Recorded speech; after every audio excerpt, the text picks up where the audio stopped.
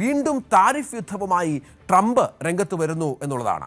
ഇത്തവണ യൂറോപ്യൻ യൂണിയന് മേലാണ് ട്രംപിൻ്റെ പോര്. 25% അധികം തീരുവ യൂറോപ്യൻ യൂണിയനെതിരെ ട്രംപ് ചുമത്തുമെന്ന് പ്രഖ്യാപിച്ചിരിക്കുകയാണ്.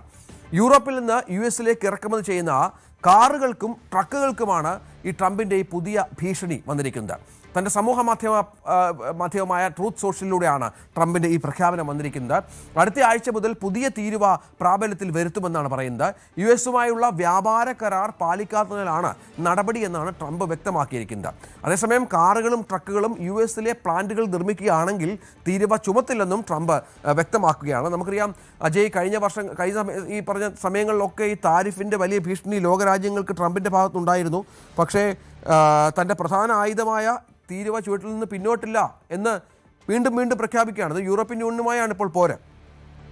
നിലവിൽ യൂറോപ്യൻ യൂണിയനുമായിട്ട് ഒപ്പിട്ടിട്ടുള്ള ഈ കരാർ അത് കഴിഞ്ഞ ജൂലൈ മുതലാണ് നിലവിൽ വരുന്നത്. 15% തീരുവയായിരുന്നു യൂറോപ്യൻ യൂണിയനിൽ ഈ US ചുമത്താനുള്ള തീരുവയായിട്ട് ഈ വ്യാപാര കരാർ പ്രകാരം തീരുമാനമായത്. എന്നാൽ ട്രംപിൻ്റെ തന്നെ പിന്നീടുള്ള പല പ്രസ്താവനകൾ കാരണം ഈയൊരു വ്യാപാര ബന്ധം അത് വഷളാവുകയായിരുന്നു. പ്രധാനമായിട്ടും ഈ ഗ്രീൻലാൻഡിന് നേരെയുള്ള ട്രംപിൻ്റെ ഭീഷണി, ഇത് ഡെൻമാർക്കിൻ്റെ ഒരു ഓട്ടോണോമസ് ആയിട്ടുള്ള പ്രദേശമാണ് ഗ്രീൻലാൻഡ് എന്ന് പറയുന്നത്.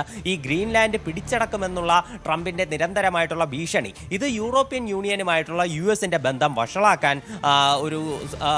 വഷളാക്കാൻ ഇടയാക്കിയിരുന്നു. അപ്പോൾ ഈ ഒരു കാരണം കൊണ്ട് തന്നെ കഴിഞ്ഞ ജനുവരിയിൽ യൂറോപ്യൻ യൂണിയൻ ഈ ഒരു കരാർ തള്ളിക്കളയുന്ന ഒരു തീരുമാനത്തിലേക്ക് എത്തി. പിന്നീട് മാർച്ചിൽ യൂറോപ്യൻ യൂണിയന്റെ സംയുക്ത പാർലമെന്റ് ഇത് അംഗീകരിച്ചുകൊണ്ട് പ്രസ്താവന ഇറക്കി. പക്ഷേ അവർ ചില നിബന്ധനകൾ കൂടി ഇതിലേക്ക് കൂട്ടിച്ചേർക്കുകയായിരുന്നു. അതായത് അംഗരാജ്യങ്ങൾക്ക് നേരെ യാതൊരു തരത്തിലുള്ള ഭീഷണി മുഴക്കാൻ പാടില്ല, ഇത് നീതിയുക്തമായിട്ടുള്ള ഒരു കരാറാകണം ഇതിലൂടെ മുന്നോട്ട് പോകേണ്ടത് എന്നുള്ള ചില പോയിന്റ്സ് കൂടി യൂറോപ്യൻ യൂണിയൻ കൂട്ടിച്ചേർക്കുകയായിരുന്നു. അങ്ങനെ ആണ് കഴിഞ്ഞ മാർച്ച് മുതൽ പുതുക്കിയ ഒരു നിബന്ധന, ഈ ഒരു കരാറിൽ പുതുക്കിയ ഒരു നിബന്ധന കൂടി യൂറോപ്യൻ യൂണിയൻ ചേർത്തത്. ഇതിലാണ് ട്രംപ് നിലവിൽ അസ്വസ്ഥനായിരിക്കുന്നത്. അങ്ങനെയാണ് നിലവിൽ യൂറോപ്യൻ യൂണിയൻ അമേരിക്കയുമായി ഒപ്പിട്ടിട്ടുള്ള ഈ കരാറിൽ ലംഘനം നടത്തിയെന്ന് ആരോപിച്ചുകൊണ്ട് ട്രംപ് നിലവിൽ 25% അധിക തീരുവ ചുമത്തിയിരിക്കുന്നത്. ഇത് ഇപ്പോൾ നിലവിൽ ബാധകമാവുക യൂറോപ്പിൽ നിന്ന് US ഇറക്കുമതി ചെയ്യുന്ന കാറുകൾക്കും ട്രക്കുകൾക്കുമാണ്. എന്നാൽ ട്രംപ് തന്നെ ഇവിടെ കൂട്ടിച്ചേർക്കുന്നത് US പ്ലാന്റുകളിൽ ഇതേ കാറുകളും ട്രക്കുകളും നിർമ്മിക്കുകയാണെങ്കിൽ യൂറോപ്യൻ യൂണിയന് ഈ തീരുവ ബാധകമാകില്ല. അവിടെ പക്ഷേ ജോലി ചെയ്യുന്നത് അമേരിക്കയിലെ പൗരന്മാരായിരിക്കുമെന്നും ട്രംപ് കൂട്ടിച്ചേർക്കുന്നു. തീർച്ചയായും രാജ്യ താൽപര്യങ്ങൾ കൂടി സംരക്ഷിച്ചുകൊണ്ട് അങ്ങനെ തന്റെ നിലപാടുകളെ വ്യാഖ്യാനിക്കാനുള്ള അതിതീവ്ര പരിശ്രമത്തിൽ കൂടിയാണ് ട്രംപ് എന്ന് മനസ്സിലാക്കണം.